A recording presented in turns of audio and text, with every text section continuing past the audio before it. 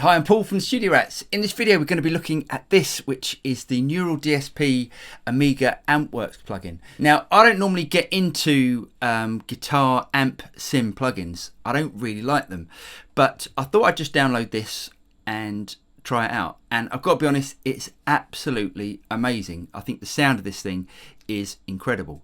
Right, you guys know the drill. Don't forget to like and subscribe, and you'll be notified of any future videos that come out from the Studio Rats. And also thank you to everyone that's bought me a coffee. I really do appreciate it. If you want to buy me a coffee, you can do in the link below.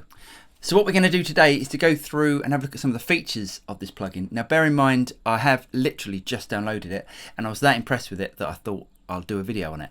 Now bear in mind as well, this is not a sponsored video by Neural DSP or Omega Amps, so it's completely unbiased, and I still think this thing sounds absolutely amazing. So the first thing we're going to talk about is how much DSP that this plugin uses. Now I'm not surprised because it sounds so good, but I've got an iMac Pro, which is a fairly high spec computer here, and if you look down at my performance meter, you'll see it's cooking.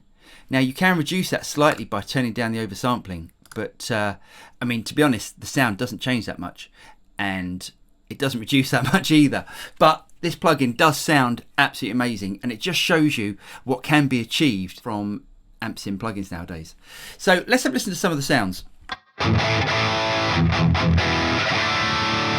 So as you can hear, it's pretty high gain. Now that's with the gain setting on low and with the gain wound back a little bit. But let's see what it's like on high.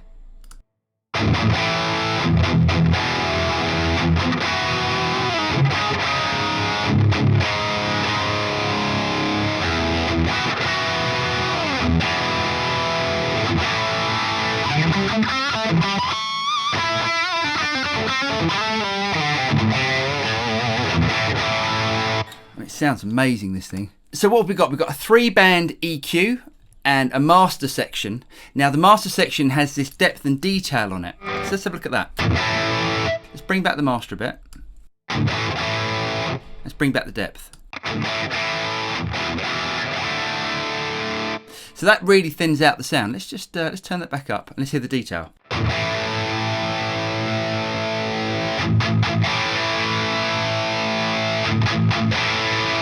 And bring it back. Wow, the detail's amazing. That just that adds so much.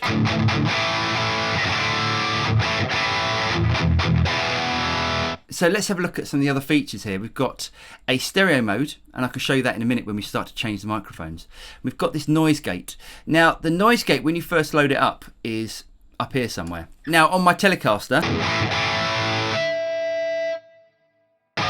it just feels like it's cutting it off a little bit too much, but the noise gate is really good, it's really impressive. So even if I wind it back, it's still silent. Now my studio is fairly noisy. I've got some wiring problems here somewhere that I need to sort out, and that is the quietest high gain guitar sound that I've got, even out of all my amps as well.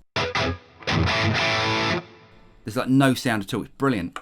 So let's have a look at some of the other features. Now if I click up here, you'll see we've got an Earthquaker Plumes pedal. The Earthquaker Plumes is one of my favourite overdrive pedals. Basically what it does, it emulates a tube screamer, a treble booster, and also a Centaur. So what we're going to do with this is to see how good it is, and let's see if it matches up to the real thing. So what I'm going to do is to mimic the exact settings that they've got on here on my tube screamer. So let's do that first.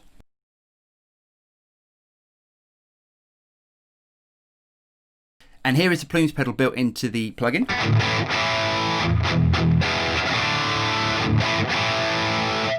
Now let's turn that off and let's add in my Plumes pedal.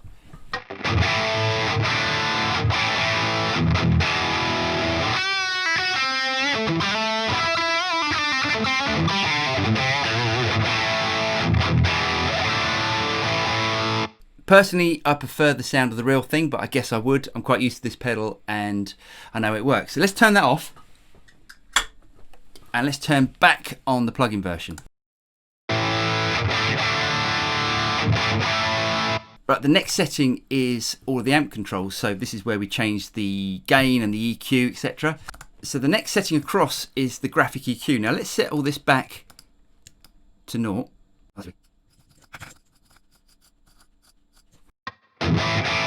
Now this should be exactly the same sound as if I turn it off.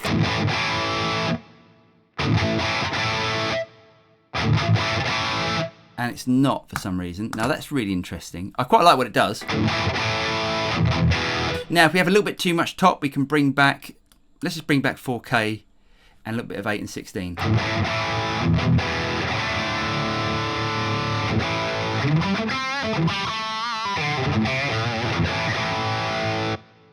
Sounds great. The next setting across is the actual speaker emulation. So as you can see, we've got this, I'm guessing it's a 4x12 type cabinet, but we get to choose what microphones we want. So we've got all these choices here on the left and the right. So at the moment we've got an SM57, but we get all these different choices of mics, which is great. So let's just try the SM7B.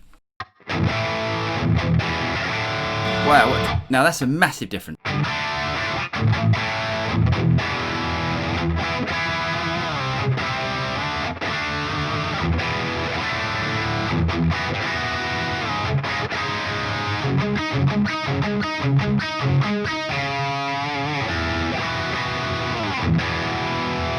And let's have a look on the right hand side. Now at the moment we've got a Royer 121. Now let's try a condenser on that side.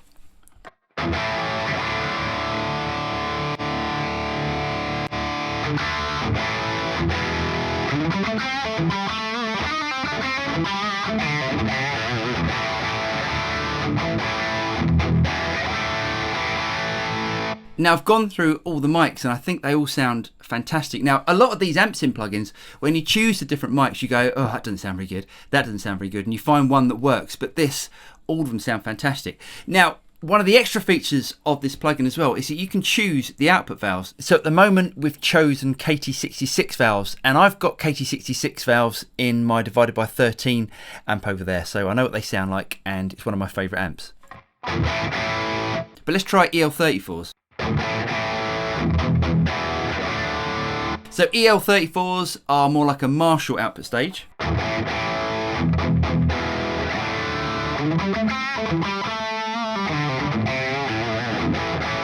So it's got a bit more low mid and the presence comes back a bit. And let's try 6L6s.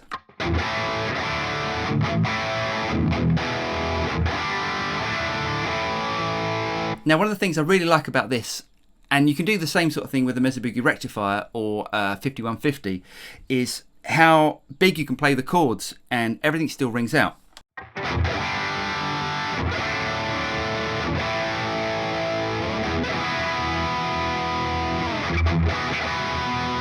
So you get loads of clarity from all the strings, and that's quite unusual, especially from an amp sim plugin. Now I think this amp sim plugin is amazing, and I'm definitely going to be buying it and using it in future productions. I'm Paul from the Studio Rats. I really hope you got something out of that. Don't forget to like and subscribe, and I'll see you next time. Cheers.